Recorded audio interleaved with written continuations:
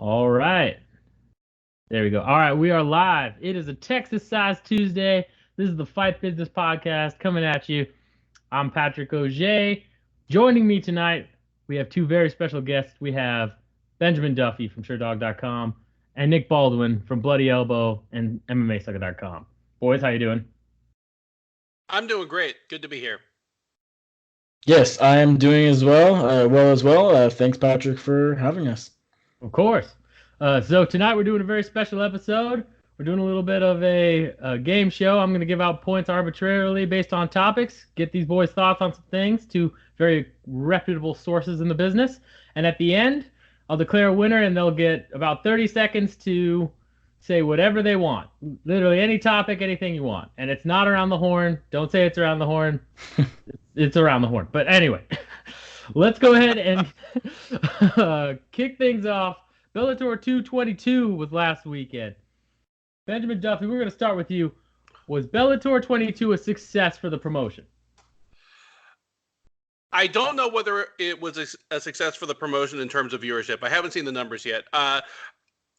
In terms of as an event, it's about as well as you could make an 18-fight event go. I was doing play-by-play for SureDog on Friday night, as well as like writing my own op-ed column off of it, kind of doing that. So I was very sensitive to pacing, and it was about as good as you can make a 12-fight prelims go. Like they were going bang, bang, bang, bang, bang. So yeah, I mean, I enjoyed it. There were a bunch of good fights, not too many complete stinkers. Going forward, some interesting things happened. There are a lot of what's next, and people asking what's next is important for a promotion like Bellator. All right. I like it. Nick, your thoughts? Yeah, no, it was a good card. Rory had a good win over Neiman. It felt kind of like a comeback fight for him, like a return fight in the sense that he wasn't coming off a loss, but it was a draw. His post-fight comments were very concerning, and so we really got to see that, hey, Rory, I mean, he still has what it takes to be Bellator champion, and maybe maybe if you're not Douglas Lima, but we saw that he still has what it takes to be a contender at the very least. I'm trying to think. The co-main event was. Remind me what the co-main event was again. I'm totally blanking. Co-main event, but Duffy, chance to steal some points here. What's the co-main event? It was the retirement fight of Chael P. There you go. Of course. How could I forget? I don't know, but your points are going down, son. You better salvage this. What do you got? A legendary fight, a legendary retirement, back and forth, and I can't remember what it was. But yes, with Chael Sonnen retiring, that's not good for Bellator, but retirements happen. He's 42 years old, 40 years old.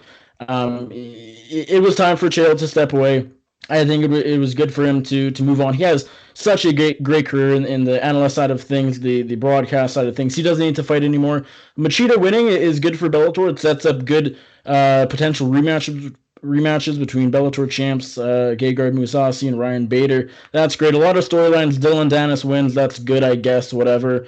Although I will say, Aaron Pico and Heather Hardy coming up short is not exactly good for their promotion. I think it finally shows that, hey, you got to give Pico some not great fighters. Like Adam Boric is a very good fighter, and more people know that now than they did this time last week. So overall, I would say good night for Bellator. Scott Coker probably wasn't very happy about Horiguchi winning the title over his boy DC, but it is what it is. Overall, a good night, I'd say. All right. I mean, that's a little rocky there, but a solid recovery. Solid recovery. All right. Speaking of, Horiguchi winning over Caldwell, does cross promotion work? Ben Duffy, tell me, Ryzen, Bellator, other promotions working together, does that make sense in the future? Well, does cross promotion work? We're about to find out, because the relationship between Ryzen and Bellator has been nothing but sunshine and rainbows so far, but it's about to hit its first real point of tension now that Horiguchi has both titles. Because going forward, when does he defend each title? On what kind of schedule? The rule sets are different enough that there's no possible way he can defend both titles in the same fight. He is going to have to fight in the Ryzen ring and in the Bellator cage, both in the same year, every year, often enough to keep two different groups of contenders churning. If he gets injured, who takes precedence when he comes back from that injury. There's a lot going on here. I think Coker was probably fine with Horiguchi winning. Coker is a martial artist and a good sportsman. I think he was fine. Like, it's not like, Dana White cringing while wrapping the belt around Tyron Woodley. but the question will be, how Coker feels when his bantamweight division is hung up because Horiguchi's over in Rizin defending that title. So we're going to find out whether co-promotion works or not. But I love it so far. Very valid points. Nick, what do you say? Don't know if I can beat Ben's points, but I agree with him overall. Come on, you gotta beat him. Come on. I'm just giving up on myself already. Yeah, I think co-promotion worked really well, and as he said, I think we will see or continue to see if it works well, because this is the very beginning of it. Yes, we saw the fight. Yes, it garnered a lot of interest and overall was a successful fight. Actual fight wasn't very entertaining, but everyone wanted to see Kyoji Horiguchi come over from Rizin, fight for Bellator. I mean, he made history in a way no one else has before. He now is a double champion, holding titles in two major organizations in the sport, and you can call Conor McGregor a double champion or Amanda Nunes, but no one has done what Kyoji Horiguchi has done. But how they balance his Rizin defenses, his Rizin fights with his Bellator fights, will this hold up the Bellator bantamweight division or take away from Rizin? We don't know. That's what we're going to find out, as Ben talked about.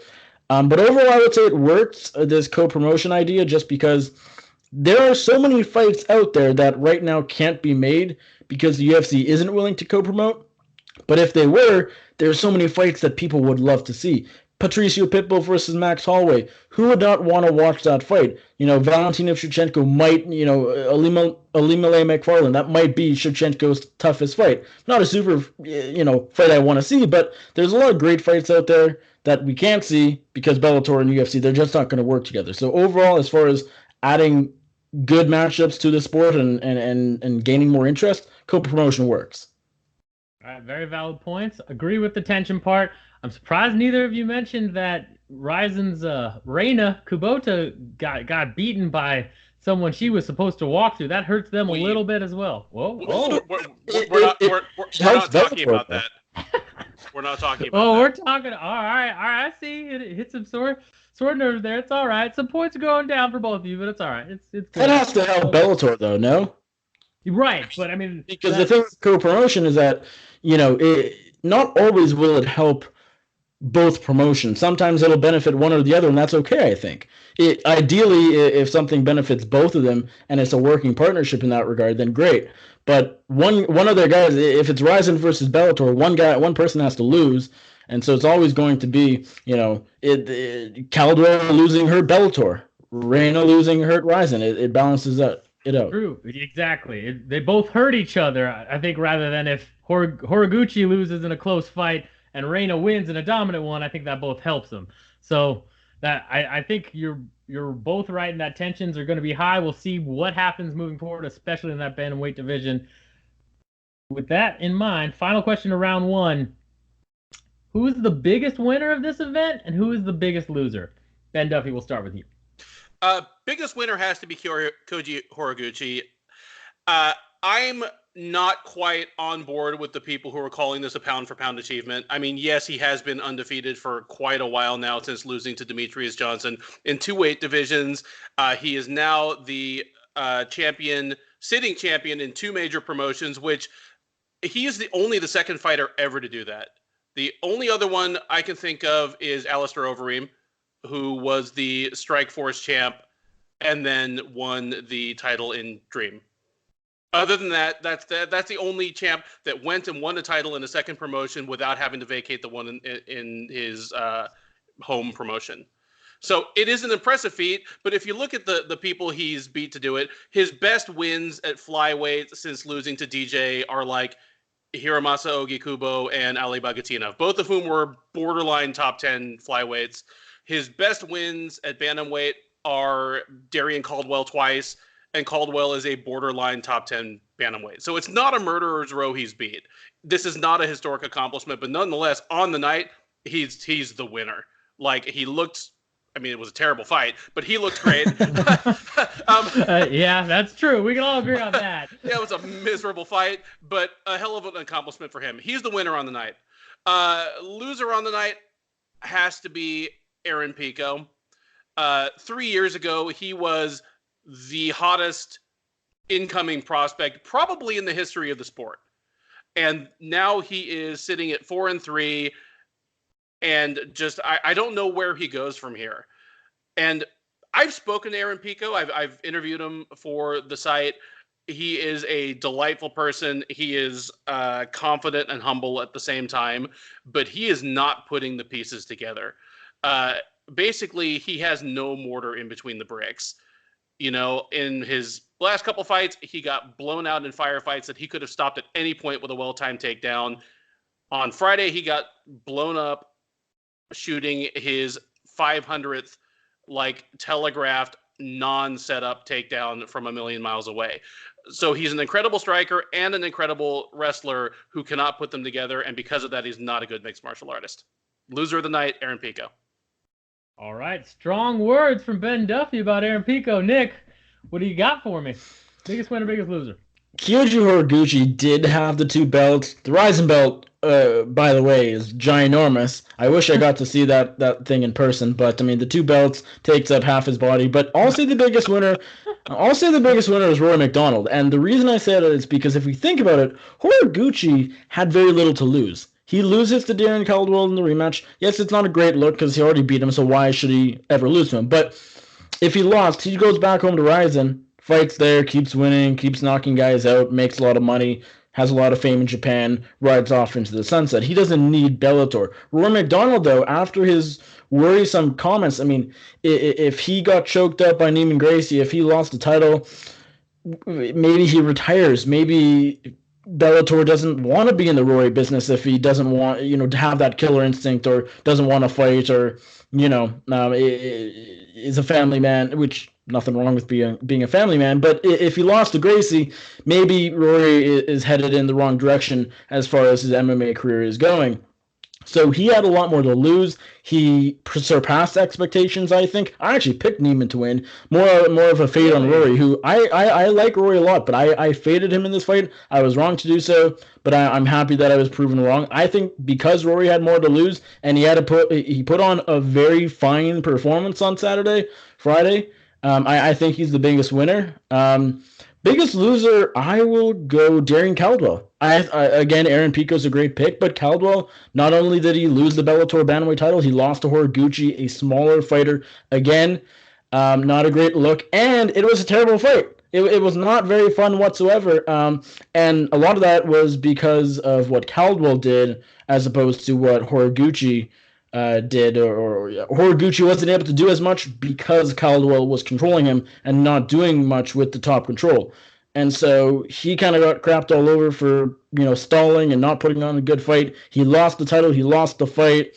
This is a guy who a couple years ago was this undefeated phenom. And unfortunately, he's a very talented fighter, but he has a few holes that he needs to sort of fill up and work on. And he's not great on the mic either. He's not the best interview. So biggest loser on the night, Darren Caldwell. He punched a cameraman Friday night. He is the definition. He's the worst interview in MMA right now. It's true. It's true. I mean, I gotta say, slow start from Nick Baldwin, but man, very powerful stuff there. Great work. I'm gonna agree with Nick on this one. That helps bring your score up. So at the end of round 1, we've got. Let me just calculate it here. All right, we've got we've got Ben Duffy sitting at 2,000 points. Nick Baldwin, 15. All right. So all right. Got some catching up to do, but you're still in this, Nick. With that in mind, let's move on to round 2. And Nick, we're going to start with you this time. The UFC Apex facility. Dana White unveils this thing right before his Contender Series goes live tonight. It looks like a big old frankly, to me, it looks like it's the Division X has returned from TNA Impact Wrestling, if anybody gets that reference. It looks very weird, very gaudy, very pro wrestling, but it's got, huge amount for sound production. He says there's a lot of things going on. He says it's not just for fights, it's for a whole bunch of things. Nick, what are your initial thoughts on unveiling this new Apex facility? My initial thoughts is that instead of putting millions and millions into this Apex thing, they should have just given it to the fighters, and that's it. Okay, yeah. You want to elaborate a little bit more? So you're saying? Well, I mean, fighters don't get paid enough, and yes, this Apex is cool. It's a great facility.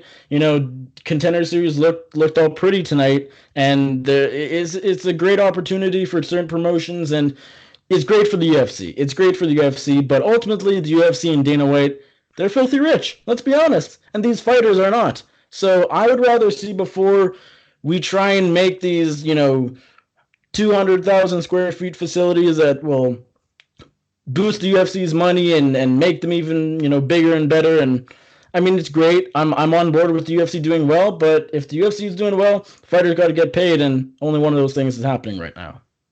Fair points. Ben, what do you think? I can agree with the idea that they're just building a bigger castle for like the peasants to come beg at, but in terms of leveraging what the UFC does well, it will probably end up being a good thing. If it ends up being a better place for them to produce the Contender Series, a better place for them to produce the Ultimate Fighter for however many more seasons they want to go before taking it out in back of that facility and shooting it in the head, that's fine. Like, the UFC does well when it tells the stories behind its fighters and tries to get fans emotionally invested in them. So if they can bring better production values to like the little sizzle clips that come before the Contender Series fights, or bring better production values to whatever goes on the Ultimate Fighter right now. I haven't watched in a couple seasons, so I couldn't say. That's fine. That's a win. I don't know how much it cost. I agree that part of whatever funds went towards it would have been better spent paying their entry-level fighters enough to train full-time instead of working jobs, but that's not realistic. So if they're going to build a building, it looks like they built a nice one. Yeah, that's a fair point. It's it's one of those things where this is only going to help the UFC continue to do what it's already been doing. Hypothetically, it's going to increase their production quality and help cut costs, but should that money go to the fighters? Yeah, probably. Yes, I would say so. So valid points, both of you. Let's move on to Zuffa Boxing. In the media scrum and interview where he was talking about the Apex facility and giving a little media tour, Zuffa Boxing was brought up by good old Kevin Aioli at Yahoo, and really it boiled down to the gist of that interview boiled down to Dana's just going to get into this starting this fall. He's going to hold an amateur bout. He's going to start with that, and then he's going to look at signing fighters like Mikey Garcia and some bigger names. There's rumors about, them buying PBC and all that. But that all aside, will Dana be successful with Zuffa Boxing? Nick Baldwin.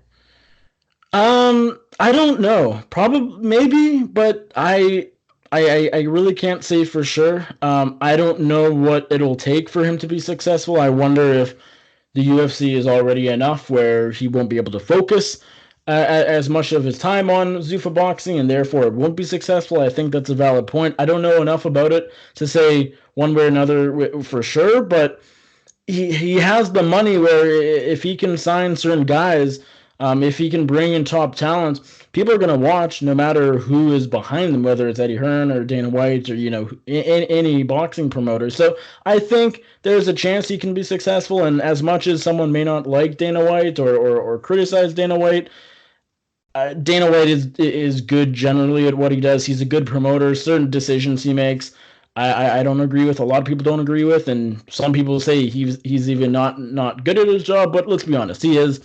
He's been running the UFC for 20 years, 21 years. There's one reason he's still at the top and still where he is. It's because he's good. I mean, he's built the UFC up, and so I think there's a chance he can be successful, but there's also a chance it could go the other way. I would agree with that. I'd say, he's when your own mother calls you out for being an asshole, that's never a great thing. But one thing that few could argue is that Dana White is not successful at his job. So definitely get what you're saying there. Ben, your thoughts? Uh, I have the feeling that this is going to be a successful venture for Zuffa Boxing and Dana White. It's worth remembering that boxing is Dana White's first love and probably biggest love even at this point. I mean, all the way back when the SEG era flipped over to the Zuffa era, if there had been a similar opportunity for Dana White to leverage his friend's money to get into boxing promotion, we wouldn't have a UFC now as it currently is constituted. You know, like Dana White is a boxing guy. And I mean, the biggest problem with him over the last 5 years, 8 years, 10 years is that he's lost interest in the product. He's become this kind of jaded, insular guy, doesn't know the names of his own fighters, doesn't show up to all the events, like kind of shows, like picks and chooses which events to go to. You know, he's become just kind of this carnival barker that, you know, is still feeding out the line and trying to get the public interested in this product, but he's just doesn't appear to be as invested personally in it anymore. Boxing might rekindle that out of him.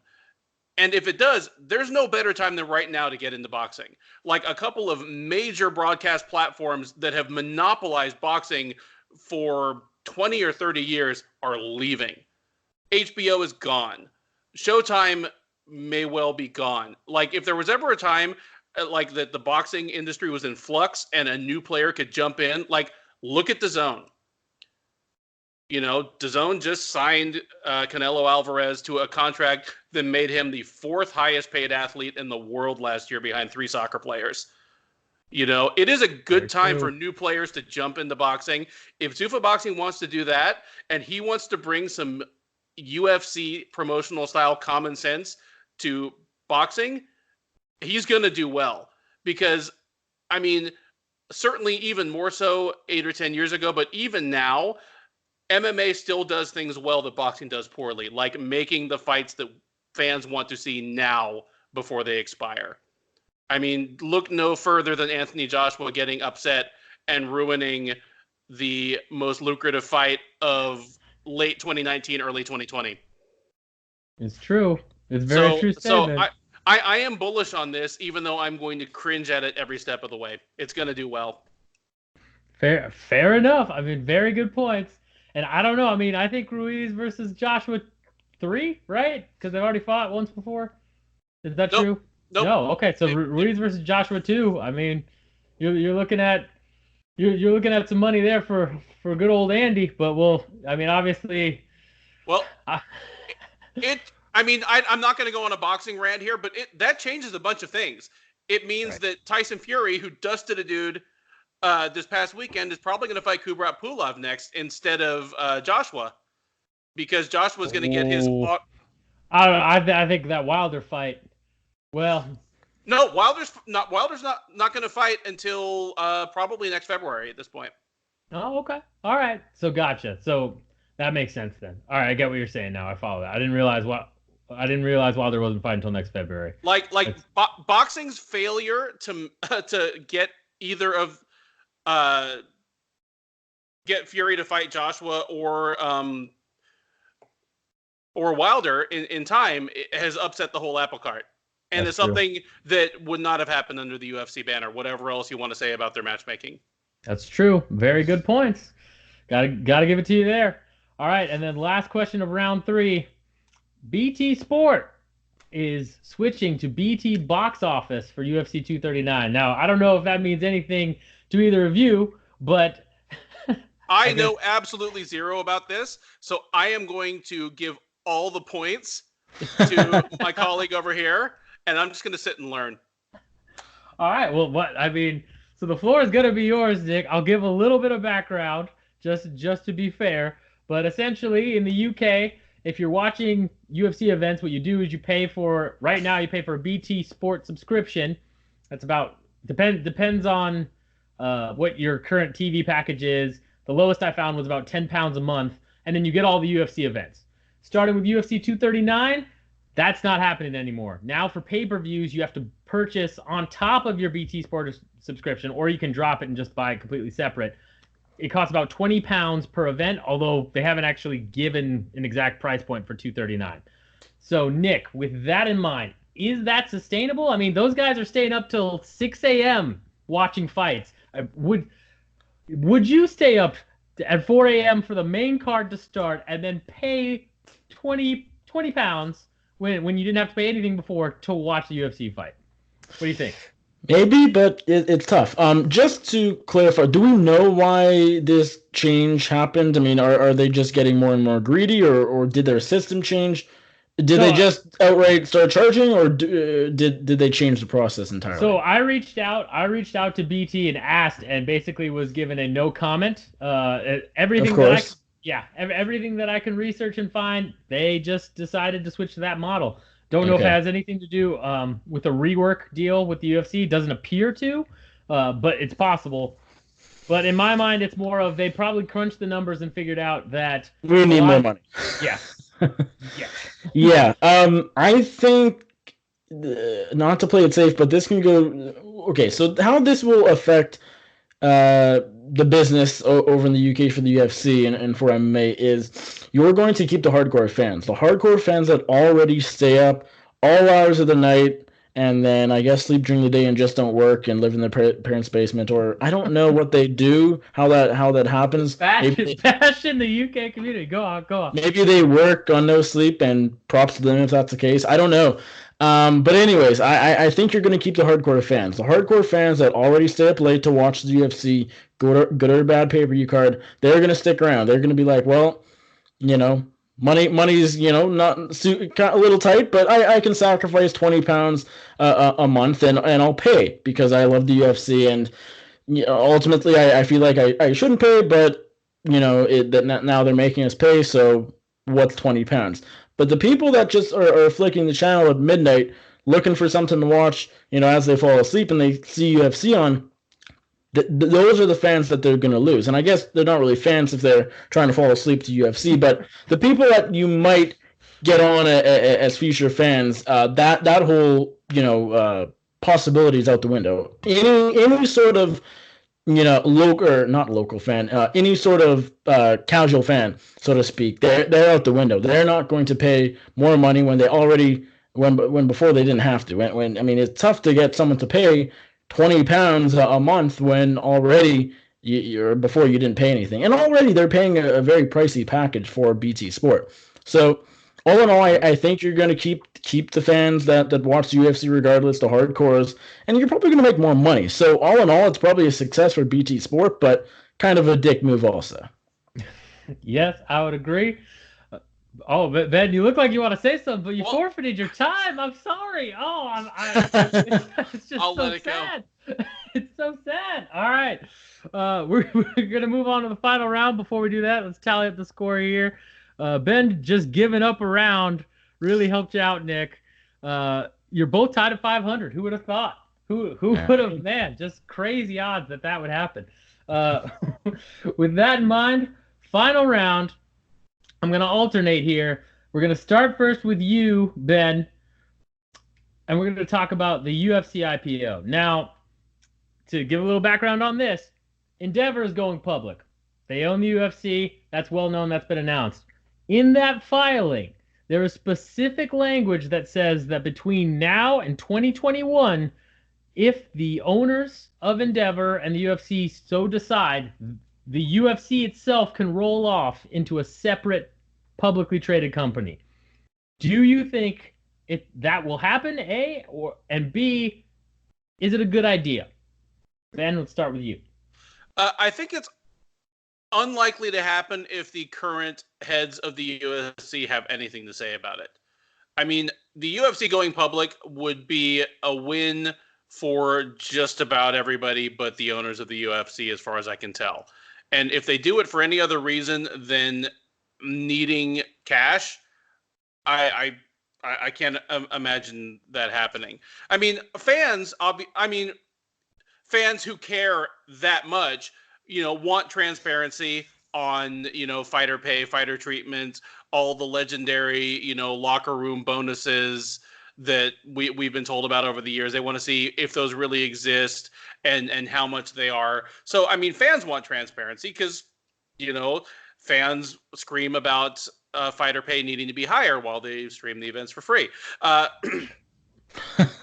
No one does that. What are you talking about? So, I mean, is it a good idea? It really depends on who you are. Like, I'm sure fans want to see it happen. I'm sure a large majority of fighters in an understanding of the implications would want to see it happen. But the current hierarchy of the UFC would probably not think it a very good idea. And if I were a betting man about this kind of thing, I would say it is not likely to happen. Something else will happen before then that keeps them a privately owned entity. All right. Again, very valid points. I would agree that Dana White does not. I mean, he's openly said he doesn't want to be part of a publicly traded company. We'll see how much of a say he actually has in that. Nick, what do you think? I'm thinking aloud here. I wonder if part of why Dana White doesn't want the UFC to go public, or Endeavor even. I mean, Endeavor is going public. He said as late as, or as recently as today, that he has no say in that. He doesn't. He'd rather just be private. I wonder if because of how Dana White is, his interactions with the media, his often unprofessional interactions on social media with fans. I wonder if, as a public entity, that has to stop, and Dana White can't be. I wonder if Dana can only be the figurehead of a private company, not a public one. That the general public can invest in. I don't know the answer to that. It's just it'd be curious to know if that would have to change. I don't think the UFC will branch off as a separate entity before 2021. Because as Ben said, if anyone in the UFC, Dana particularly, has any say in that, he'll shut it down.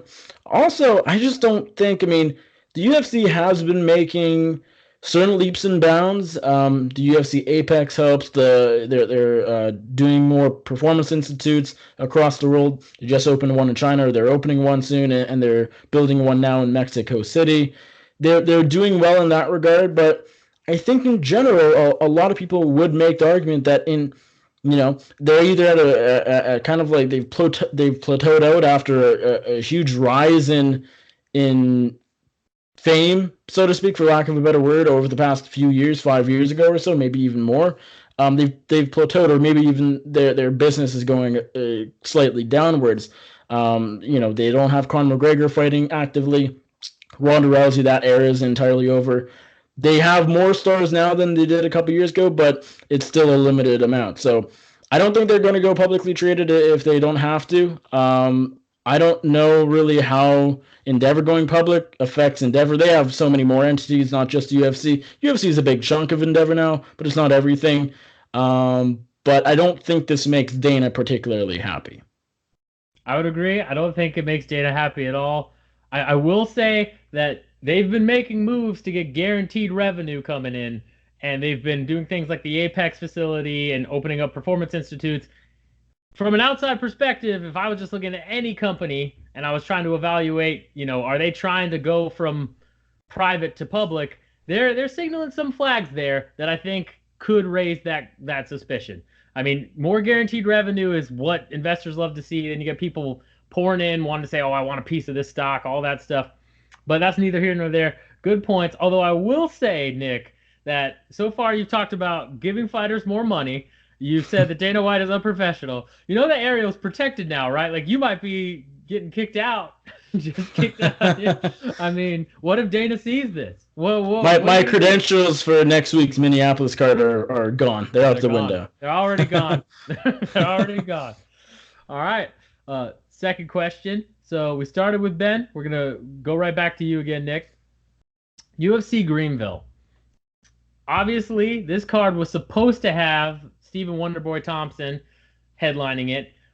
Wonderboy kind of saved, if I remember correctly, kind of stepped in to save Nashville a little bit against Pettis. I believe that they were looking for something else and something fell through. Maybe not 100% on that, but I believe so. So he gets brutally KO'd, and now he can't headline Greenville, which is the one place you want Wonderboy to headline a card nowadays. How bad is it for the UFC that the Wonderboy can't fight? How much is it going to hurt that card overall? I don't know how it doesn't hurt it that badly because the card already wasn't great. This wasn't going to do massive TV numbers or anything like that. This wasn't uh, blowing anybody out of the water type of card type level of fights for the audience that is there for the gate numbers and the tickets that are actually sold. Maybe it does hurt the card in that regard. It hurts the UFC's revenue in that regard just because the Greenville fans are there for their hometown boy and Stephen Wonderboy Thompson, who, as you said, can fight, still waiting for a couple more months to get back in there after the brutal knockout. So it hurts the card in that regard, but this wasn't a pay-per-view. This wasn't a huge card.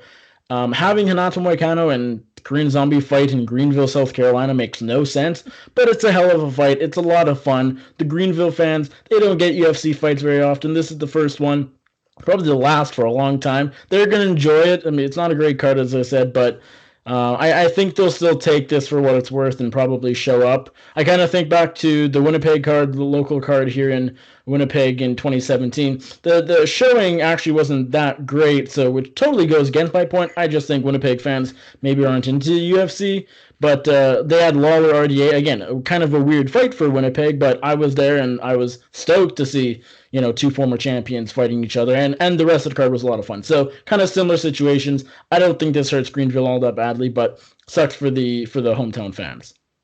I mean, I'll say arguing against yourself is impressive. We'll also say, I mean, I don't know. I feel like a lot of those South Carolina, down home folks, I'm sure they love Korean Zombie and Hoinato Makano. I don't know what you're talking about. I just saying. Ben, what do you think? You know what? I actually disagree with Nick on a couple points here, but I will start with what I agree on. The loss of Stephen Thompson from this card does not especially hurt it. I mean, if that were going to affect anything, it would affect the live gate. I don't expect it will make a huge difference in that. And in any event, live gate is not. I mean, it's not the UFC's main revenue stream at this point. So, I mean, if it costs them 5 digits or low 6 digits in ticket sales, that's a survivable loss. Aside from that, I actually am pretty high on this card.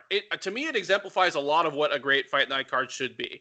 I mean, there's not a whole lot of top 5 talent there. Obviously, there are no title fights because that's not what the UFC does with fight night cards. But if you look down the main card, it has well thought out matchups that do have divisional relevance and are likely bangers. I mean, from the top of the card, you've got Moicano versus Korean Zombie, Font versus Lineker, Barbarina versus Brown, Lee versus De La Rosa. They're all likely action fights, that definitely have some sort of say in the structure and the flow of their division going forward. Like there aren't any real garbage fights in this card, and I mean, maybe it's low expectations at this point, but that makes a good fight night card for me. The greatest fight I've ever seen in person, I don't know if greatest fight, but the greatest fight in terms of taking it in as a live experience was Chan Sung Jung versus Dennis Bermudez here in Houston a couple of years ago. Similarly to this headliner, it made absolutely no geographic sense whatever. But I assure you that the crowd in Houston went fucking bananas for those guys and that fight, once it started popping off. Wasn't a super long fight, but it was amazing as it went back and forth. And if a similar thing happens this coming weekend, which is what the UFC is banking on, I have the feeling that the South Carolina crowd will do the same, and they'll be happy with what they've been served. I agree with that last point, especially. I mean, I was lucky enough to see Chang Sung Jung versus Yair last November, and that was a thing of beauty to watch. Had a little bit more relevance because there's a good Latin American population in Colorado, but I do have to ding you a little bit because you said title fights don't happen on fight night cards. The day that Valentina Shevchenko and Liz Caramouche are announced that they're headlining Uruguay. I just can't, just a little bit, but it's all right. All right, so it's very close according to my score here, my very accurate scoring system. Super close. So it's going to come down to this. Final question. I'm going to let whoever starts speaking first take it first.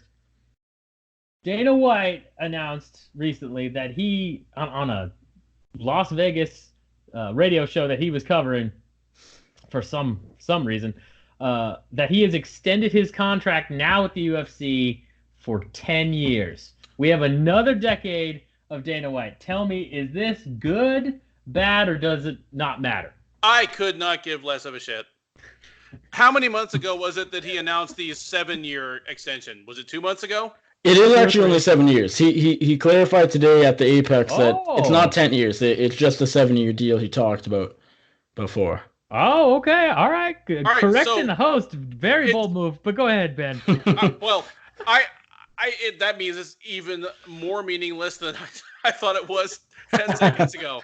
What a wonderful question to end this on. It means nothing. I mean, and 7 years or 10 years, it means nothing. I mean, we've just finished talking about the UFC's status being in flux over the next couple of years. I mean, if Endeavor had wanted, they would have bought him out some way or another 2 years ago.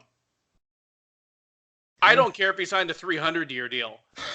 If the UFC goes public in the next 18 to 24 months and it's decided that he's not a desirable element, he'll be gone. So it will happen some way or another. So it is meaningless. All right. I mean, Nick, what do you think? That's strong point from Duffy. Yeah, I mean the way Ben described it as, to my point earlier, where if Endeavor doesn't want Dana on board when they go public, then things get interesting. And as he said, this 10-year deal, it might actually only last 2 or 3 years, and therefore is meaningless. If Dana does stay on board, they don't kick him out as UFC president anytime soon. I don't really think this is good for the UFC. Dana is experienced. He's used to this role. He's been in this role for 20 years. Brian Stan has talked about possibly replacing Dana White one day. I would love that. Brian Stan is a super nice guy. Dana White, I don't know. But Dana White is good at his job. I sometimes say otherwise. People will say otherwise, but he has guided this ship for 20 years. There's one reason, or he's one of the reasons the UFC has lasted, just flat out, and why they've been successful. So I think it's good that he's staying on board. But yeah, I think it's good. But as Ben said, if Endeavor says, hey, Dana White, we're no longer interested, then 10 years might just end up being 2 or 3. Very, very good points. Man, you are just asking for all of your credentials to be taken away. You are just begging them. You can take them all. Take them all. Yeah, I'm tweeting. I'm going to tag Dana White in this when we release it, just so you know. All right. Great points, both of you. I would say I think it's not meaningless, but I do agree that in the grand scheme of things, it can all change in the drop of a hat. So it's, and it does, make a difference. It's still only 7 years, but that's a long time. We'll see how long he actually lasts. With that in mind, going to go ahead and put in the final score totals here. Let me just calculate real quick. Okay. All right. So we have, at 750 points, we have Nick Baldwin. And with a whopping 20,000 points, we have, I know, Nick, it's rough, but I mean, come on, man, I got to keep my credentials. I just started getting credentials. I need to keep them, we have Ben Duffy. Great job by both of you. Ben, you take the victory tonight. You get 30 seconds. Say anything on your mind, anything you want to talk about. 30 seconds. Or we could rub it in Nick's face, whatever you want. I'm just shocked at the implication that there's like some sort of like backroom shady dealing behind this scoring. Like I've made no threats to your status,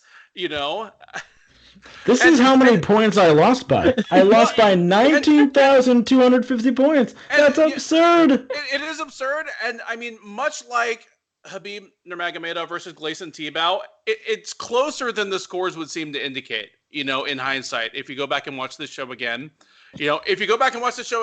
people might even say, you know what, Nick really whooped Ben's ass. Like, I don't know what the scores were thinking that night.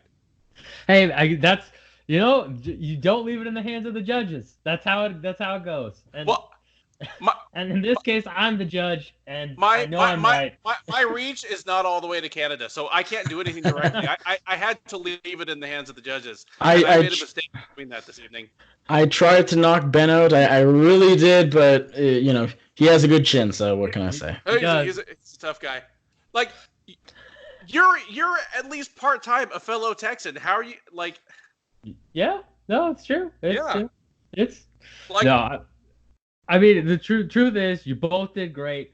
I mean, honestly, Ben, you just cracked me up a little bit more, and as the viewers will find out that goes a long way. But no, I think you both did a wonderful job. I'll take the participant ribbon. Yes, I'm happy with it. I will mail that to you. I will mail a second place blue participation ribbon to you, Nick. Beautiful. I will pick up my trophy in person at UFC San Antonio next month. All right, fair enough. With that being said, I want to thank everybody for tuning in. I want to thank my guests, Ben and Nick. Guys, how about you? We'll start with Nick. How about you tell them where they can find you out on social media and anything you're working on. I'll give you that. I mean, no one wants to really follow a loser, but in the off chance you do, it's at Nick Baldwin MMA on Twitter, Instagram, Facebook, none of that matters. Check out my work at bloodyelbow.com. I just interviewed Alton Cunningham, who will be on Contender Series next week. That'll be a feature story. I'm really excited to write that. Haven't started it, but it'll get written in the next couple of days, and that'll be up on Bloody Elbow pretty soon. Just regular MMA stuff going up there all the time. So check that out, and appreciate you having me on, even though I lost. And Ben, you get him next time, Nick. You get him next time, Ben.